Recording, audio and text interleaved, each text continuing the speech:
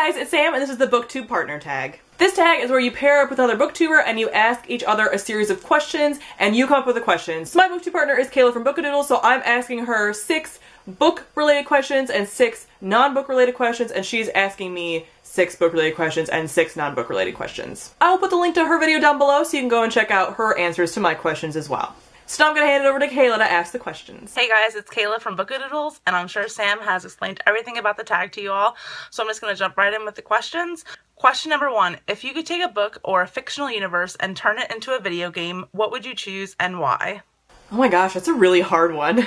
I think I would choose The Final Empire by Brandon Sanderson because every good video game you have some kind of power or abilities and leveling them up and stuff like that, and the magic system in here and how it works and how it's explained I can see as like a skill tree in a video game and leveling it up and choosing what you want to level. Like if you could choose what kind of character you are, like are you a Misting, are you a Mistborn, do you have other abilities like sneaking and stuff like that. So all those things could be abilities that you could upgrade, and you could choose kind of what class you are and stuff like that, and then you're involved in a heist to take down a magical Dark Lord. Like, that is the perfect video game plot, so I would definitely play the hell out of that. Question number 2, how often and how fast do you tend to read?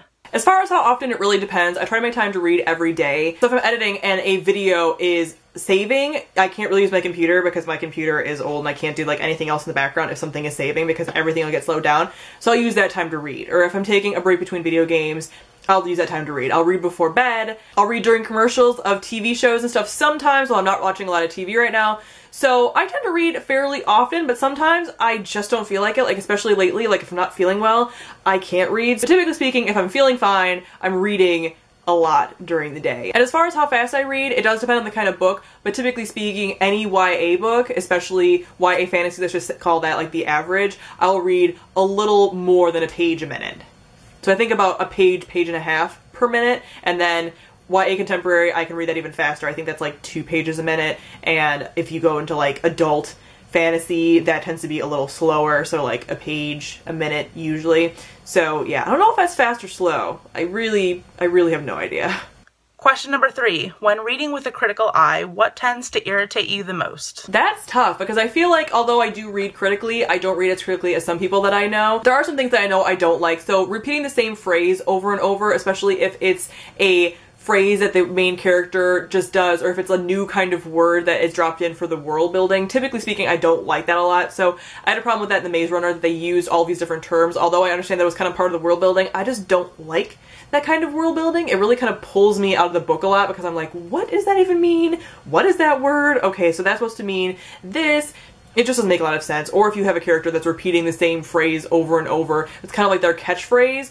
I realize that it's kind of like their catchphrase, at the same time it's just kind of annoying and I don't like it. Also, some of my most criticized tropes, so the strong female character who is just the typical strong female character is really annoying and I'm really sick of seeing her. I need a different twist on like chosen one plots, so I do like chosen one plots a lot actually, or like, you know, characters that don't realize that they have powers. Like I'm fine with that. I'm fine with like Harry Potter and the Grisha trilogy and stuff like that, but it has to be done well, and it has to be like a nuanced version of that, and they have to kind of take that and make it their own. That's kind of true of all tropes, honestly. Like, if you can take a trope and make it your own, it no longer is really a trope to me, and I enjoy it, but if you just don't do anything with it, it's highly, highly irritating. Also, I tend to be more highly critical of certain things like retelling. So like fairy tale retellings or Greek mythology retellings especially, I'll be more critical of, because if you're using a original work that we all are very familiar with, you have to do more than just retell it in like a different setting. Like it has to be nuanced and different, and that's how I like my retellings, at least. Like I know some people like just very direct kind of alternate universes of retellings, but I really need my retellings to be a little more and a little more unique, and that is something that, like, if I go into a fairy tale retelling, I'm always really excited, but I'm also very nervous because I'm way more critical of fairy tale retellings and Greek mythology retellings, especially Hades and Persephone. I've noticed this a lot lately. I will read anything Hades and Persephone, but I'm much more critical of it, and I'm much more likely to actually not like it because I am so familiar with the myth that I need something more out of it while also being true to the myth and the feelings of that myth. So yeah, a lot of things I guess that I'm critical about, but I didn't really realize, and I got going and now here we are. Question number 4, if you could have a fantasy creature as a pet, what would it be and what would you name it? That's really tough. I have a lot of feelings about dragons, so I would love to have a dragon, but at the same time, I don't feel like I get much use out of a dragon. I feel like I would never ride it because I'd be terrified, because I'm scared enough to fly as it is, encased in like a metal box, let alone on a beast that is unpredictable and like, holy crap, terrifying. So I don't really think I'd have room for a dragon, although that'd be really awesome. I'd love it. I think realistically I'm more likely to have a creature like Mogget from the Abhorsen trilogy. He's prevalent in all of them, but I remember him most from Sabriel because I've read that one most frequently. I think I've reread it like 4 times. So Mogget is a supernatural like entity, monster thing. I'm pretty sure it's a thing that's dead, but I also don't know exactly the full extent of what it is. It's basically like a evil being that has been trapped in a cat body. So it's been trapped in a cat body, and it is a cat, but it's a talking cat. And it's also like the purest form of like magic and stuff, and it's highly powerful, like holy crap. But it really can't do much of anything because it is trapped. So I kind of feel like I would have that because I freaking love cats. And the fact that it's like a magical cat that can talk to you and is sassy is my fave. So while it's probably planning to kill you at like all times because it's, you know, like evil, it also kind of loves you a little bit. And I would be totally fine with something like that because it's just so cool. And like I said, I can't really use a dragon, but I can always have a cat. I can always have more cats. Question number 5. In your opinion, what book series does not receive the love it definitely deserves? I've talked about this over and over and over again, a lot most recently as well, but that is the Girl of Fire and Thorns trilogy by Rae Carson. And I know Kayla will agree with me because she was the one that introduced me to this series and I love it so much, but this is a great fantasy series and it's very similar as far as like the tone. I think people that enjoy like the Grisha trilogy or Throne of Glass or stuff like that will love this series, but this series doesn't get any hype. It's a finished series. You can marathon it. It's amazing. It has a very strong female character as the front runner, and she is an overweight girl and she struggles with like real body issues and just real life and insecurities and stuff. So she's not this perfect princess who is like perfect at everything magically and like everyone's in love with her and like, oh my god, no. She struggles like a real person, and all the characters are diverse and they're real people and they're complicated, and the love in here is so good. The love interest is amazing, and the love story and the progression of that is so good because again, it's not the main focus at all. Like everything else is much more important than the love interest and the love story and stuff, but it's done so well in a realistic way. The characters grow so much. It's a very unique fantasy world. Like, why isn't this more popular? I do not understand. It is so good. So if you like any of the popular YA fantasy books, like seriously, pick this up. It is different. It is interesting. It is original. It's so good. Please do yourself a favor and read it. You will not regret it. And question number 6 for the bookish questions. If you could choose a book series to be adapted into a graphic novel series, what would it be and why? I'm actually going to choose The Lunar Chronicles by Marissa Meyer. I almost choose Shatter Me by Tyra Mafi because I feel like we didn't get a lot of world building in that series, so if you had pictures, it'd be way better. But honestly, overall, I think The Lunar Chronicles would make a much better graphic novel series, probably because I love Saga so much, and this is another space opera, pretty much. So that's pretty much why I've decided to choose Lunar Chronicles. But I just love space graphic novels in general. So we have that, we have a ton of characters, we have a ton of cool looking things as far as like the world, and again, this is another series that suffers with lack of world building, I think. So I think getting to see the world in graphic form would be perfect. I think there's gonna be a lot of bright colors, there's a lot of just attractive people around, there's a lot of things going on that would be really visually appealing. So I think this series would be awesome as a graphic novel series. Now for the non-bookish questions. Question number 1. If you could have lunch with 2 people, dead, alive, or fictitious, who would they be and why? Oh man, that is super tough. So I think for this I'm actually gonna have to go with fictional characters because I can't think of anybody real at this particular moment. I think I have to go with Buffy the Vampire Slayer for my first person because Buffy really shaped my entire childhood and like growing up. I started watching Buffy when I was in 8th grade, so I think I would have been me like 13, and have watched it multiple times since. I know all the episodes, like their names, I know multiple quotes, I talk about it in like meta form, like I can go on and on about Buffy. So I think I'll have to meet Buffy because she honestly shaped a lot of who I was and who I am as a person, just growing up with that show in a time when there wasn't a ton of strong female characters like on TV necessarily. And yeah, she just means a lot to me. My sense of humor a lot of times comes from Buffy, and just how I just look at the world in a lot of ways is because of Buffy. So she is number 1. Number 2 is Wonder Woman. for very similar reasons, although I didn't grow up with Wonder Woman necessarily, Wonder Woman is one of those cultural icons that is so prevalent and is so powerful, and the fact that she doesn't have her own movie yet, pisses me off.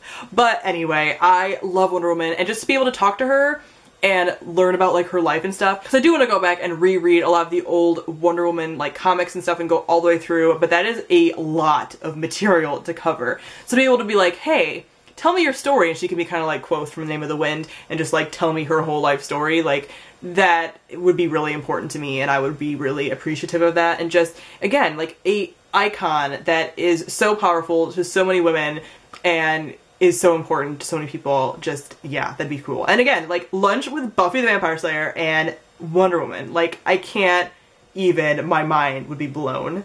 Question number 2. What were some of your favorite school subjects? So in high school, unsurprising, English was like my favorite, absolute favorite subject. I also really love history, which again, probably isn't surprising either because I talk about historical fiction a lot. Those are my probably 2 best subjects and favorite subjects. Another big and actually surprising one is biology. I was a boss at biology. I don't even know how. I'm not very good at other sciences, like physics, chemistry was awful. I struggle with chemistry so much, and like math, anything like math-based, really suck.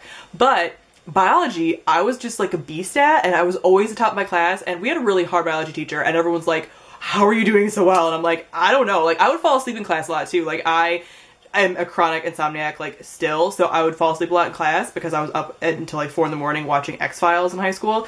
So I would fall asleep, and I would still like absorb the information into my brain like in biology and still be able to like pass the test without any problem and like get the highest grade. It was insane. I don't even know how I did that. Question number 3. If you could have a superpower, what would you choose and why? I've briefly touched on this before, but I have a deep personal affinity with electrical abilities. I think they're so cool. So like any character that I see that has like electrical abilities at all, that does include like Storm and stuff who can like call like lightning and stuff, but I'm talking like any kind of like the infamous video game, which I don't like a ton because it's super repetitive. That's a whole other video though.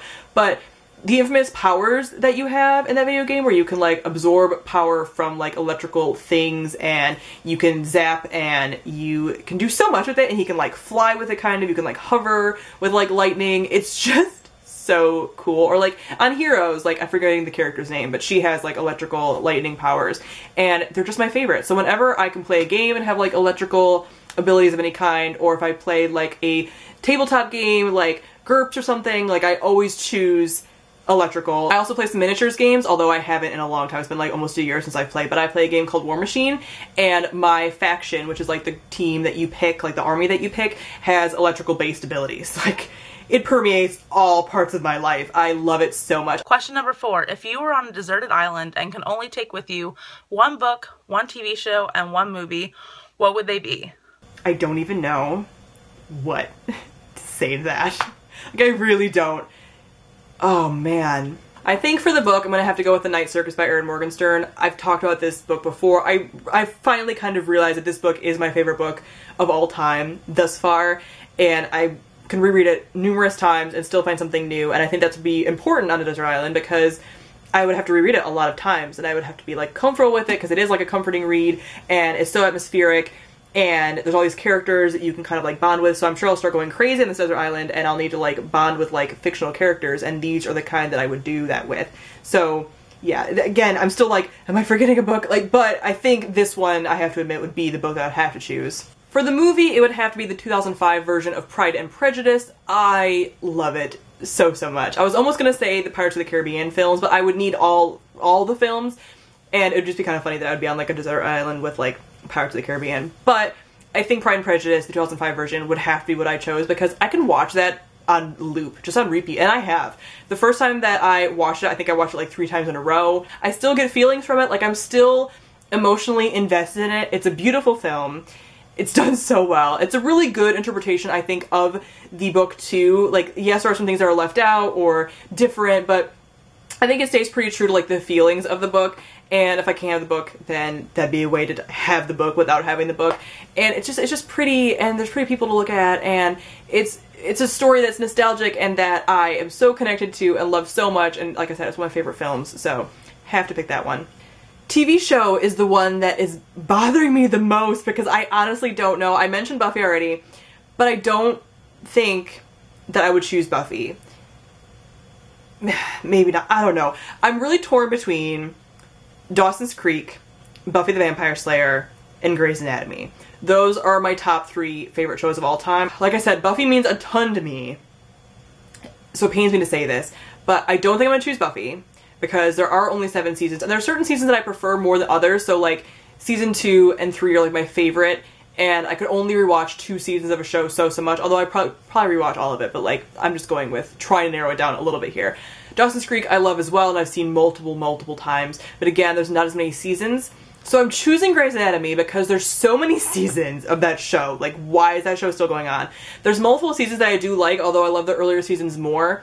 I like seasons like 2 and 3, and then I like season like 5, and then I like season I think like 7. So there's multiple seasons in there that I can choose from, and you can rewatch it over and over, and you can get to the end of like the 11 seasons and be like, what happened at the beginning again? And go back. Like, I've rewatched the show so many times, especially the first couple of seasons, so many times, and I still will forget certain episodes and like how they turned out and everything. So it's a show that has a lot of replay value. I've been watching it for years. I feel like I know the characters. I still have emotions about a lot of stuff.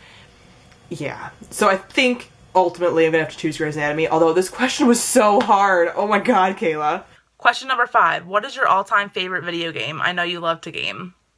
She's really hitting me with the heavy punches, guys. Like, I don't even know what to say right now.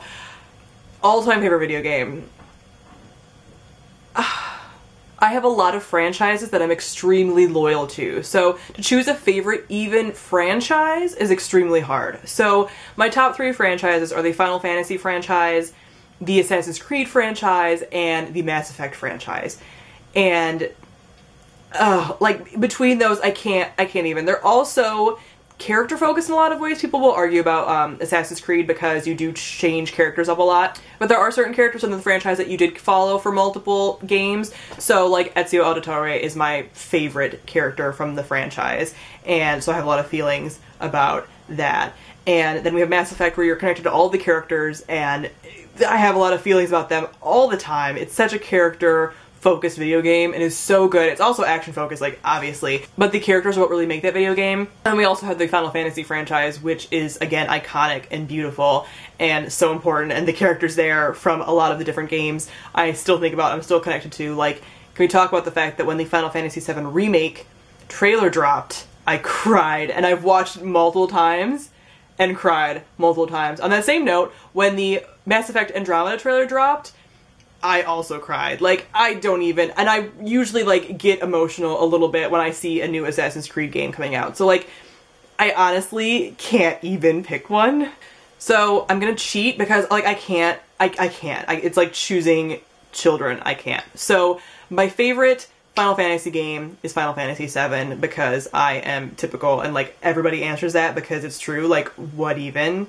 My favorite Mass Effect game is 2 because that's where you're introduced to, like, all of my faves. I mean, like, obviously some of the faves are in the beginning, like Garrus and stuff like that, but, like, I feel like the team that you have in 2 is so important to my soul. And my favorite of the Assassin's Creed franchise would have to be Brotherhood, because that is the quintessential game, I think. I think that's where they really start to hit their stride. I love Ezio as a character, and you get him at his prime. During that, you see a lot of his backstory, a lot of what's going on moving forward, and it's really great. Although I do love Assassin's Creed Black Flag a lot. The characters I'm so much more connected to in Brotherhood, and I think it's just like the epitome of what they've made so far. So good. So good. And the last question is about makeup, considering how great you are at it. I love all the lipstick you always wear in your videos, Sam. And I'm just wondering, what are some of your favorite makeup products?